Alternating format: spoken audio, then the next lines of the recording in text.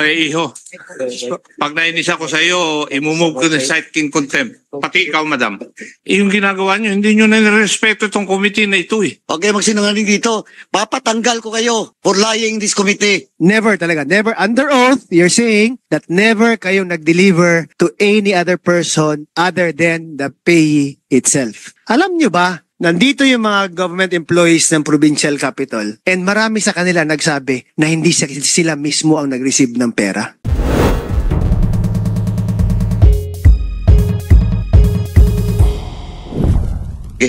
Okay, Chairman, please proceed lang po. Abang hinahanap. Thank you, Mr. Chair. My questions are for the former bank tellers, no?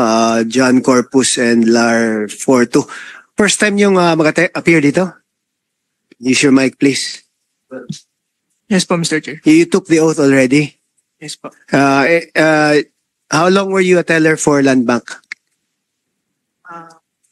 For me po, Mr. Chair, I think almost 3 years po. 3 years. Ikaw, Fortu? Mr. Chair, for almost 4 years. Or Almost 5 years. Almost 5 years. Okay, so now the usual procedure in a bank is that when one makes a withdrawal or issues a check, di ba? The payee goes to the bank and endorses a check for encashment, correct? Tama?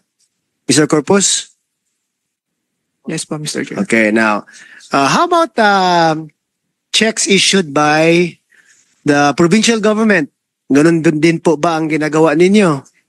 Na sila mismo pupunta sa bangko at doon ipapa-encash yung mga cheque? I'm sorry po, Mr. Chair, pero as per OGCC opinion po, the question is very specific po. So, yeah, it is considered as a violation of the bankers. I'm asking about the procedure lang. It's not about the account. Generally po, the procedure is ganun po. Ganun, di ba? Even if it is the account of the provincial government. Tama? Sorry, Mr. Chair, I can't answer Kahit po na- specifically. Ano? Hindi ko po pwedeng sagutin specifically. Pero generally po, ganun po yung procedure. Yes, generally, di ba? For even if it's the provincial government, the municipal government, the city government, whenever there's a check to be paid, the pay goes to the bank and encashes it there. Tama? Is the mic? Again po, Mr. Chair, generally po. ganun Generally, po. yes. Di ba? Procedure. Correct. Now, okay. So, there is no instance when it is the bank that goes to the provincial government to deliver the money for an encashment of a check. Walang instance na ganun. Sorry, Mr. Chair, ulit po yung question. So, walang instance na ang bangko ang pumupunta doon sa opisina kung saan ini-encash yung cheque. Not the other way around. Wala po, Mr. Chair. Wala. So, never kayong nag-encash ng cheque. Look at your manager. Ayaw niya. Ganun na siya eh. Kasi alam niya nagsisinungaling ka na eh. Mr. Chair. Well, let me continue. Let me continue first. I'm questioning Mr. Corpus. So again, I'll ask you again. Remember, you're under oath, Mr. Corpus. Walang instance na, a check is encashed, not in the bank, but in fact, the cash is brought directly to whoever is encashing the check. Oh, your manager's nodding. Ay, iho. Pag nainis ako sa iyo, imumove ko na site king contempt. Pati ikaw, madam. Sorry, Your Honor. It is... Huwag mong influence yung sagot niya. Ikaw ba, abogado niya? Eh kasi, yung ginagawa niyo, hindi niyo na nirespeto itong committee na ito eh. Sorry, Your Honor. Bakit mo tuturuan siya? Ano ituturo mo? Yung tamang sagot o yung maling sagot? I'm reminding you na pag nagsinungaling kayo rito, ipakukulong ko kayo. Hindi dito sa premises na ito. Doon sa Quezon City Jail. Thank you, Mr. Chair. Thank you, Congressman Akop. Mr. Corpus, Yes po, Mr. Chair. Yung process po kasi, the client should bring the checks po sa office. Okay? Opo. Then, yun nga po, it will be in cash po. Kapag the completion of the documents, okay po lahat yung procedure. Then, yun po, mabibigay po sa kanila yung cash kapag okay po lahat ng documents. Sa opisina? Nyo or sa opisina nila? Mr. Chair, meron po kasi kaming sa land bank po, it's possible po to deliver po sa clients upon request. And that is precisely my question kanina. Ayaw mo sumagot eh. Sorry po, Mr. Chair, yung pagkakaintindi ko po kasi is yung pupunta po sa office, then we will be the one who will get the checks. Pero wala pong ganun na process. So, na-misunderstand ko. ano lang yung process niyo? Like, let's say, I still have to go personally to your bank and then you deliver the cash to my office. Pwedeng ganun. Oh, wag ka tumingin doon. You've been doing that for how many years eh? Come on. Ano? Corpus. No one will save you, no? It's just your answers here.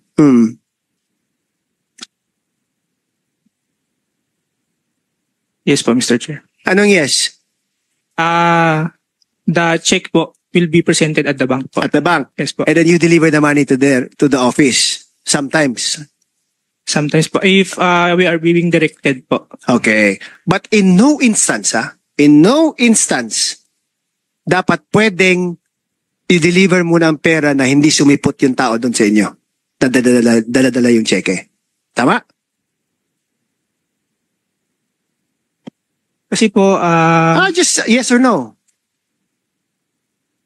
Bawal na bawal ba yun na unahin nyo dala yung pera doon sa opisina bago ipakita ang cheque sa inyo? Dapat ipakita mo ng cheque sa inyo sa opisina nyo, sabi mo, before nyo dalhin ang pera doon sa whatever office that is making the withdrawal. yes po, Mr. Chair. Tama. Yes po. So lahat ng mga transaksyon doon sa land bank is walang transaksyon na nangyari na hindi binigay muna ang cheque doon sa opisina nyo bago nyo ni-release ang pera. Yes po, Mr. Chair. And you will stand by that Yes po, Mr. Chair. under oath. No? Yes po. Okay. How about you, Mr. Forto? Yes po, Mr. Chair. Ganon din ang nangyari sa inyo. Yes po, as per general procedure po, mauna po munang i-present ni client yung cheque before po namin ipaprocess. Masasubject pa po siya sa verification ng bank before po mag-start and before po namin I-release yung pera. i-release. Either in the bank or in their office, depending on the instructions of the manager. Kung i-deliver natin yun doon, something like that. Yes po, Mr. Chair. Okay. So, again, for you, in no instance did a withdrawal occur na hindi mismo pumunta yung payee, dala-dala yung cheque doon sa branch ninyo. Just before you answer, you have to remember clearly para sure tayo sa answer natin. Yes po, Mr. Chair. So sa lahat yon, personally present, nagdala ng cheque before nyo dineliver yung pera.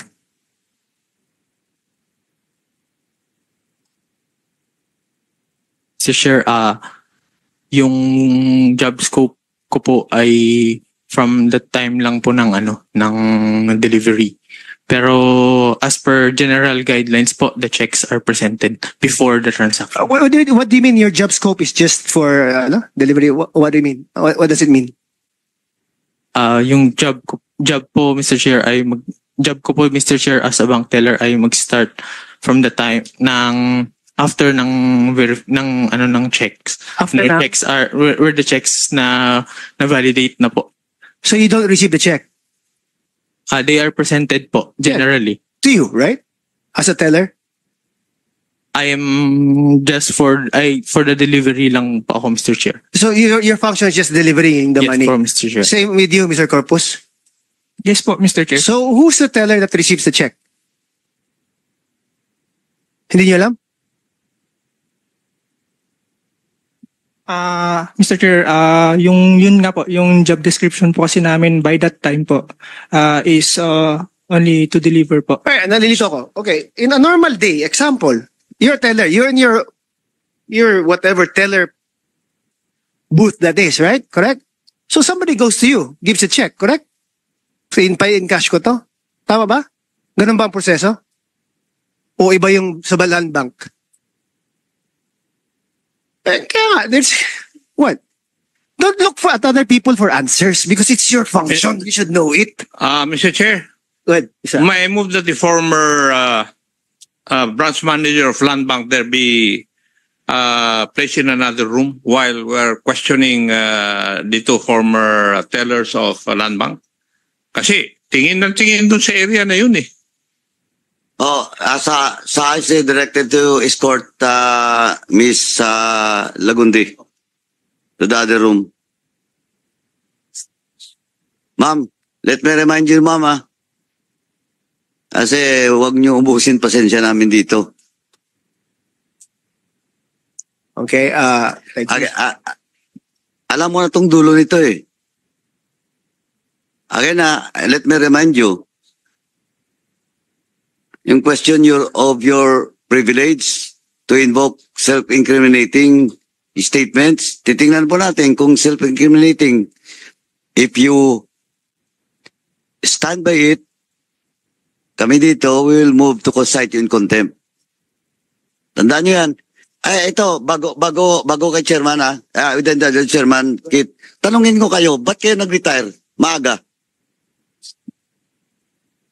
Tanyo pa eh. Ikaw, how old are you, Forto?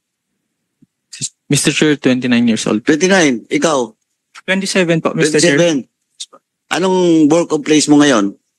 Saan ka nagtatrabaho? Sa BSP po, Mr. Chair.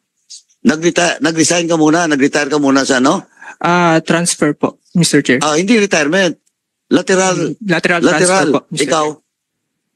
Same po, Mr. Chair. Lateral din? Lateral transfer po. Anong item niyo doon sa ano? BSP? Currency assistant po, Mr. Chair. Currency assistant? Yes po. Ikaw? Porto? Senior Currency Operations Specialist. O tayo, promoted pa kayo. Eto Eto. Walang personalan to. Walang personalan to. Pero habulin kayo ng committee nito sa BSP. Pag hindi kayo nag-cooperate. Naglateral pa pala kayo eh. Tapos promotion pa. Sa Bangko Sentral. BSP. Ito, you should cooperate. Ako, I just want to warn you. Mr. Chair, Yes. I just want to share an information to the committee. Unless the procedure has been changed already, but my first job was a checking account clerk. That was long time ago. Very long. Nonetheless, I can still vividly recall that the check is being presented to the teller. And then the teller endorses it to the checking account clerk for verification. Once verified, she gives signal to the teller to give money to the payee. That is the process. Unless it has been changed already, I do not understand why the tellers are claiming that their only job is to deliver the cash. Walang delivery ng cash unless a check is presented to the teller. Mr. Chair. Thank you for that information, Vice Chair. Ito, before I give the floor to Co-Chair, Kit. Madam, yung mga taga-Land Bank, now you're lying. Alam niyo bakit? When we ask you about the presence of the two teller, yung Porto at saka Corpus, sabi niyo nag-retire na. You never told this committee nag-lateral pala doon sa BSP. You lied. And that's on record. And that's on record. Madam GM, Vice President ka pala. That's on record. When the committee asked you about the presence of these two, sabi po ninyo, nag-resign na, nag-retire. That's live. You lied because this is your letter. It was signed by Maria Belma Torla, Senior Vice President. Dito, apat na teller. Number 1, Bautista Tristan Roy. Number 2, Landbank Tugigaraw. Number 2, Villaluz Victor Jr. Nandito yan. Landbank Tugigaraw. Number 3, Porto Anjolar. Resigned effective April 30, 2023. It's a different thing. Lateral and resigned. And you lie in this committee. Number 4, Corpus Mark Jan. Resigned effective July 30, 2023. Oh, this is your signature. I'm not Mabel Tornang, Your Honor. Sorry? Oh, si Torla saan? But you know Senior Vice President Torla. Yes. That is- Is he present? Good morning, Your Honors. If I may speak for Sandali muna. Is he present? Wala. Your Honor, we have a letter addressed to the committee that excusing her from this Why? hearing because she has prior commitment. She has a board meeting right now Yun. at the Madam, UTC. Your Madam, Honor. but when the deliberations in the previous hearing, hindi na sinabi. Nung tinanong kayo, sabi niyo resign, the same as dito. Yung pinirmahan ni Torla. That they have resigned. Both of them. The same date. Ano? Yung isa pala April 30. Ikaw, Porto, April 30. Tama? Mr. Chair, effective May 5 po. On April 30 po yung ano na, yung na-serve yung resignation, yung... Yeah, April 30. Ikaw, Corpus. April 30 din. Effectively po, August 18 po. August 18. Yes po. O, yung Mr. Chair. appointment mo. Yes po, because it's a lateral transfer po. Kaya nga eh. You never resigned, di ba? Kaya nga nagulat ako kanina, nag-resign yung babata nyo. Eh, pa lateral transfer. Eh, tanong ko lang, ba't nagpa-lateral kayo? Is it a promotion? No po, Mr. Chair. Oh, you applied for it? Yes po, Mr. Chair. Since when? Kaya ka nag-apply? Kayo? Ay, submit nyo ka dito yung application nyo for lateral transfer. Pakisubmit nyo because if you cannot submit it, we will set you in contempt. Eh, niloloko nyo kami dito eh. Lateral pala kayo, hindi nag-resign. Chairman Kit, please proceed. Thank you. I just want to warn you again, Okay, magsinungaling dito. Papatanggal ko kayo for lying in this committee. I will recommend. Thank you, Mr. Chair. Hindi na contempt. Tanggal. We will recommend. Tanggalin kayo dito. Thank you, Mr. Chair. Now, I just want to emphasize to Corpus and Forto, we're not after you, no? We're not after you or your positions. In fact, we're not after Land Bank itself, no? We're just making sure that the procedures are followed. And if there were some deviations, it should be corrected. Because this is what we're trying to avoid, di ba? Yung depositors, or example, government institutions who deviate from the normal procedure because of the usual transactions that you have. And that's what, alam naman it happens Di ba? So wag na tayong maglokohan. Di ba? Alam naman it happens. Okay, so, but the thing is, when you are asked questions, we also require you to answer honestly. No? Why would you need to protect Land Bank when you're no longer connected with Land Bank? You're no longer there. Di ba? And if there were something wrong in the procedure, if there were some deviations, just answer that there were some deviations so that we can direct Land Bank to correct these deviations or to avoid deviating from the procedures. Naintindihan niyo? Yan lang ang purpose. We're not after you. No? Or you're not really the major players here. You're just the tellers who facilitated it based on the instructions given to you by somebody else. Naintindihan niyo? So now, are you willing to answer properly? Okay. Now, so yan ang usual procedures, tama? No? Na dapat ang payee pupunta sa inyo, ipipresenta yung cheque before nyo i-deliver yung cash. To him personally or to the office kung malaki yung amount. Di ba? Using your armored vehicles. Tama? Corpus. Tama? Yes po, Mr. Chair. Okay. Forto. Tama? Yes po, Mr. Chair. Okay.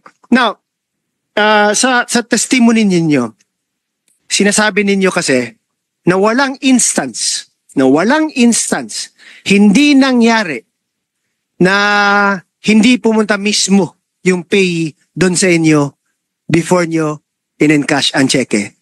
Again, before you answer, think about it.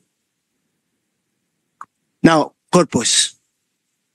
Mr. Chair, there are two different tellers po kasi in a branch po. Okay, sa'yo lang. Based on your experience lang. So yes po, based on my experience po, we are only tasked to deliver po the cash because our job description is an ATM teller, Mr. Chair. So different po siya sa branch teller po. ATM teller. Yes po. That's why our task is limited to delivering the delivery of the cash. Yes po. Okay. So hindi dumaan sa inyo yung cheque for payment.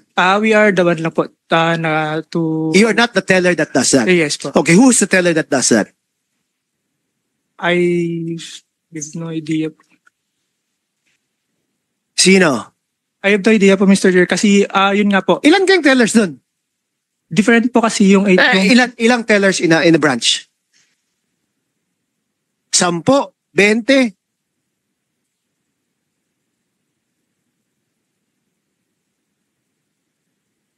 Short interjection, no? Sino nga yung branch manager ngayon? Nandito ba siya? Hindi, former yun, former.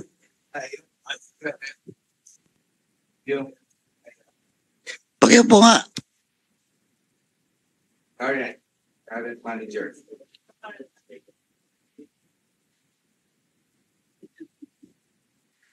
Now, the claims of Porto and Corpus, they're just an ATM teller.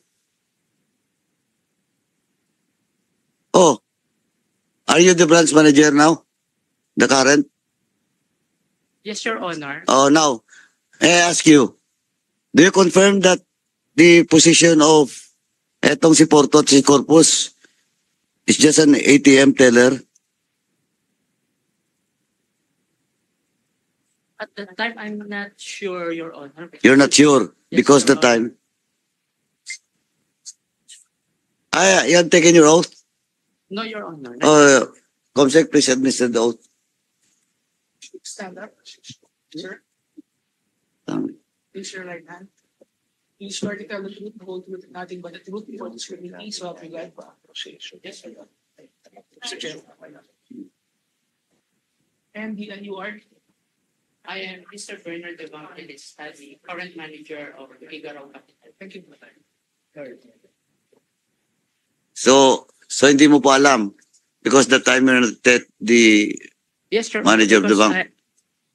I was Igaraw. a manager before, So during the time, I'm not aware of their position. during the time saan ka naka-assign? I mean, Apari branch, Your Honor. Apari.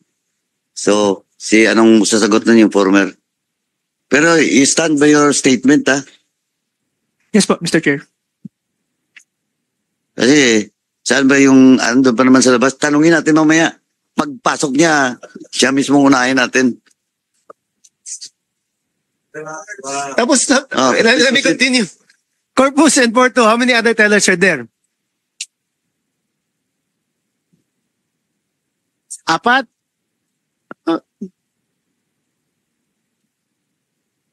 Is that a big branch ba? Huh?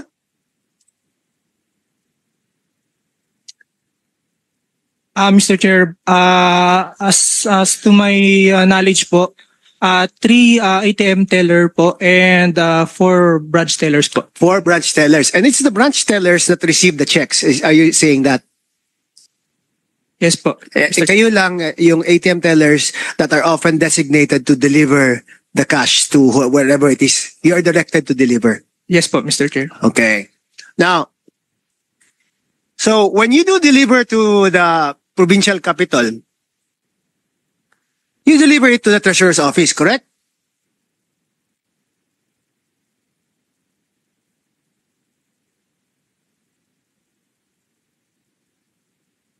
Oh, ba't kayo nagbubulungan? Apologies Oh, po. before you answer, let me acknowledge the presence of Congressman Richard Gomez, sir, representing 4th District of Leyte. Thank you for coming, sir. Oh, please. Ano yan? Please answer the query of ano. Tapos balikan ko lang yung branch manager now. Kasi may tanong kanina si Kong Luistro. Oh, please. Ikaw, 4-2. Sige. Apologies po, Mr. Chair. We would like to invoke po yung provisions ng Bank Secrecy Law. Bank Secrecy Law? And what is that Bank Secrecy Law? Please cite the provision. Mr. Chair, it's about the secrecy of the deposits account of... Are we talking about...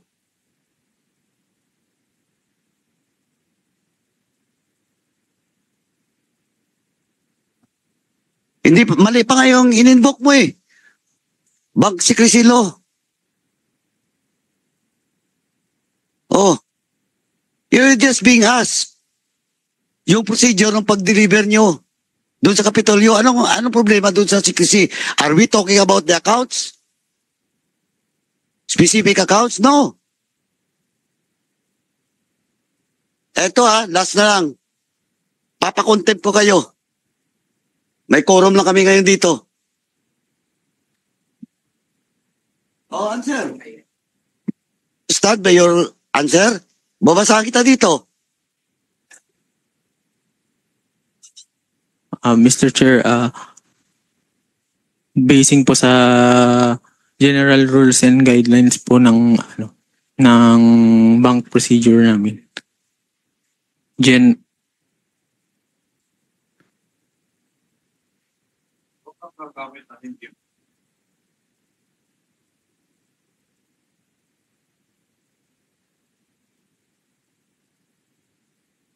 You cannot even cite the provision this Bank Secrecy Law, and well, in fact, supposedly, you invoke self-incrimination. Not the Bank Secrecy Law and self-incriminating statements, hindi pasok po sa tanong ni Chairman Kit. Kahit mag-Supreme Court ka pa, iyo. Papakulong ka namin dito, mag-Supreme Court ka, wala rin. Kasi the statement is not leading to incriminate you. May mga Diyos buddhis akong inanda dito. Mr. Chair, I'll just reform my question. Ulitin ko yung question, okay? Kayo yung tellers assigned to deliver the cash after a withdrawal is made. Tama? Answer to the mic, please. Yes po, Mr. Chair. Yes, and as a matter of procedure, when you are to deliver the money, you are to deliver it to the payee, to the person named in the check. Yes po, Mr. Chair. Yes po, Mr. Chair. And in no instance are you supposed to deliver the money to any other person other than the payee itself. Tama? At no instance, Mr. Chair. At no instance po. Okay, so lahat talaga dineliver nyo dun sa tao mismo na nakapangalan sa cheque. Yes po, Mr. Chair. As long as he is present po, Mr. Chair. As long as he's present. If he's not present, paano yan? Dala-dala mo ng pera. Paano nga if he's not present? And dala-dala mo na yung pera doon sa opisina nila. So, yung pera po, Mr. Chair, ibalik ninyo. Yes po. Okay. So, never under oath, you're saying that never kayong nag-deliver to any other person other than the payee itself. Ha? You say yes to the mic para klaro tayo. Yes po, Mr. Chair. Okay. Now, you were not present in the previous hearings, di ba? Hindi kayo present sa previous hearings. Alam nyo ba, nandito yung mga government employees ng provincial capital and marami sa kanila nagsabi na hindi sila mismo ang nag-receive ng pera. Alam nyo ba? Ha? Tingin. Sagot. Do you know that? O ngayon, ayaw mo nang sumagot. Corpus. Sige. Ano masasabi mo dyan? Ha? Eh kung tatanungin ko sila ngayon, sino bang nag-deliver dyan at ituro ka? Wouldn't that in effect say that you're lying before this committee right now? Ikaw, Forto. Pagtanungin ko rin sila ngayon at sinabing hindi ko tinanggap galing kay Forto ang pera na yan. Ano sasabihin mo? Again, I will repeat the question and I will give you the last chance to answer. Was there any instance na nag-deliver kayo ng pera na hindi ang pay ng cheque ang binigyan ninyo ng pera? Corpus. At instance po, Mr. Chair, meron po yung pay doon po. Ayan naman pala eh. Pinapaulit niyo ba ako magtanong? Ikaw, Porto. Dapat meron po yung pay, Mr. Dapat. Chair. Ang tanong ko, meron ba na instance na nag-deliver ka ng pera na hindi sa pay mismo binigay at inabot? Andyan sila sa harap nyo. At all instance po, Mr. Chair, meron po yung pay kapag ka pinapareceive At yung... all instance. So dinideny mo. Ikaw, Corpus, you're saying that there were some instance. At all instances. Ha? At all instances po, yung pay po is dapat po nandun pag nagpapareceive ka. Wag yung what should be. I'm asking you what happened. What actually did happen.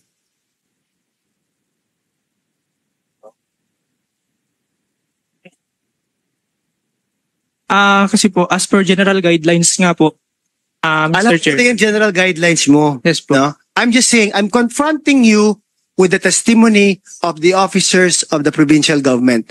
Some of whom said, ulitin ko ha, ang iba sa kanila nagsabi, hindi sa amin binigay ang pera. Ha? Doon sa provincial treasurer binigay. Hindi kami mismo nag-receive sa pera. Yet ngayon sinasabi ninyo na sa lahat ng panahon, doon nyo binigay sa taong pinangalanan sa cheque. I know that's the procedure. But I know because of convenience also, I know because of kasanayan na usually dyan talaga dinideliver, you just comply with it because you know that it's a legitimate withdrawal naman. Walang nawala dyan. I'm asking just about the procedure. At sinasabi nyo ngayon, kahit hindi na kayo connected sa land bank, you're sticking your reputation and your integrity in saying that totoo na finalo namin yung procedure. Even if in previous testimonies by other people, they already said na hindi sila mismo ang tumanggap ng pera.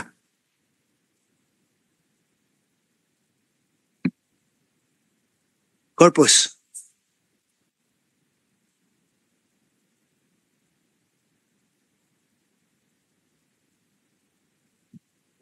Porto.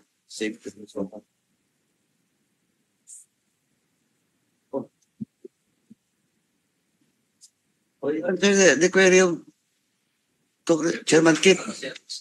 Babakbakan na kita. Hindi kasi ganito yan ha. Before you answer, ganito yan. Porto at saka Corpus. Alam nyo, pag hindi kayo nag-cooperate, ako, siguraduhin ko kayo, papatanggal ko kayo sa ano. Kasi you are defending those higher ups. Kasi alam ko naman hindi kayo gagalaw kung lang utos eh. Di ba? Ngayon, kung titindigan nyo yan, di sama-sama kayo. Alam mo bang komite ko, ilang mayor sa pinatanggal ko? 2 dismissal pa. May plunder pa ngayon. Oh, pag-isip-isipan nyo, pag you want to defend your raps, problema nyo yan. Sama-sama kayo dun sa kaso. Now, you cannot invoke bank secrecy, you cannot invoke also self-incrimination. Kasi, malinaw na ito yung bank secrecy law, it's only about the accounts. We're talking here about your guidelines. And that guideline supposedly is a public document. You understand what I'm saying? Oh, OGCC. Am I correct? That is all about the guidelines? I agree, Mr. Chair. Oh, you agree? Oh, nag-agree na ang lawyer nyo. Oh, now what are you rating? We are not after you personally, no? We're just here to confirm ano yung which is already testified to. Na ito yung flaws din ng banks, which should also be corrected. So it has nothing to do about you personally. Diba? If this is a chance or an opportunity for us to correct the procedures of the banks or to remind the bank to follow strictly their procedures, then it will be the effect of that testimony. It's not I see no sense na you will throw away something just to protect your previous employers. Kung nangyari yun, then nangyari yun. Di ba? But it is our opportunity to correct it moving forward. Yan lang naman ang line of questioning ko. So again, Corpus. Same question. Again, also with you, Forto. But again, beyond my control na what the other members of the committee will do after you answer. Corpus. We are giving the money po sa pay na yung nandun po sa Okay, check. sige. Yun na answer mo. Ikaw, Forto. As per general guidelines po, Your Honor, pinibigay po namin yung pay, yung pera dun sa mismong pay. As per general guidelines, no? And you always follow the guidelines. Yes po, Mr. Chair. And kayo mismo personally, under oath, will say na lahat ng binideliver ko sa pay mismo. And, tama? Yes po, Mr. Chair. Yes. Yes po, Mr. Yes. Chair. Okay. Then I'm done, Mr. Chair. You want to ask question? Before I go back to Vice Chair Luis with regards to the manifestation she made. I have Should be only a few questions, Mr. Chair. Pwede ko bang malaman, Mr. Corpus and Mr. Porto, sino po doon sa accountable officers ang in-encash nyo yung cheque?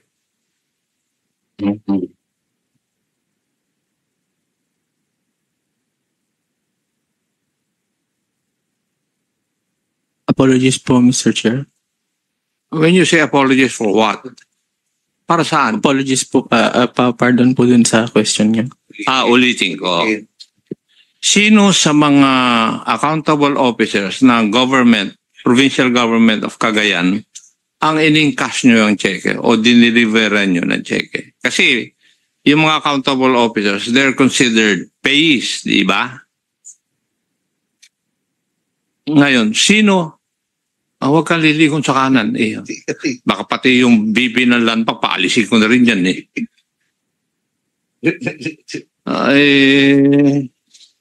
Takahawak ko na yung rules. Tinitignan ko na kung saan kita ikakanal At kung makukulong ka sa Quezon City Jail, baka hindi mo gusto Sinasabihan lang kita. Dati akong pulis alam ko yung nangyayari.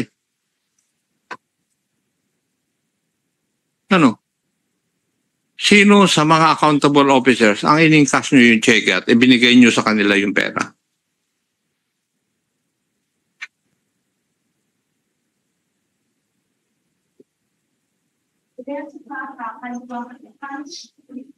Sasagot ba kayo hindi? I'm sorry, Mr. Chair, pero sa tagal na po na nangyari yung transaction, hindi ko na po maalala kung sino po sa kanila.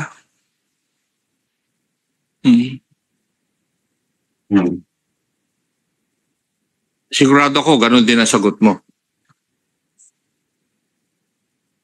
Mr. Porto.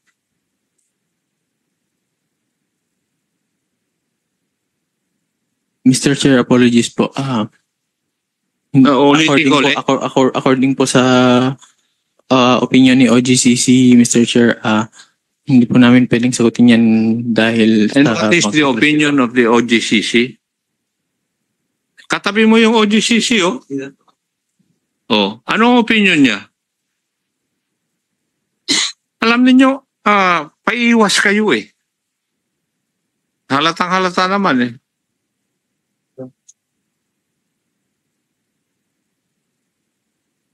Una, mahirap sumagot kung kasinungalingan yung isasagot ninyo. Kasi nag-iisip pa kayo eh. Pero pag totoo yung sinasagot po ninyo, dire-diretso lang. Kahit na sinong investigador, alam niya yon.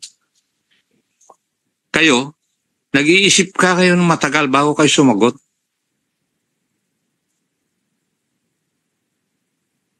So, ang ibig lang sabihin, sa aking paningin, meron kayo yung tinatago at iniiwasan. Hindi ba yun ang totoo? Ha? Kasi hindi nyo masagot yung kwan eh.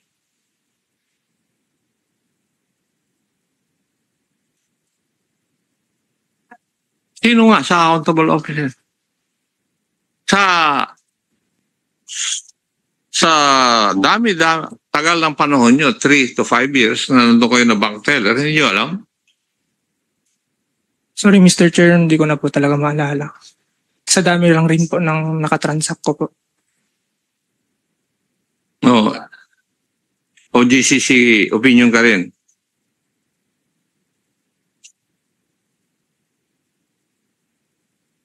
Thank you, Mr. Ayaw.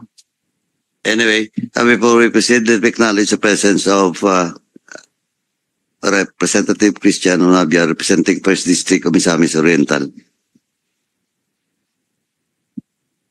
Ito. So, balikan ko kayo mamaya. Ibibigay ko muna kay Vice Chair. Ito lang So, isusugal nyo yung ano nyo.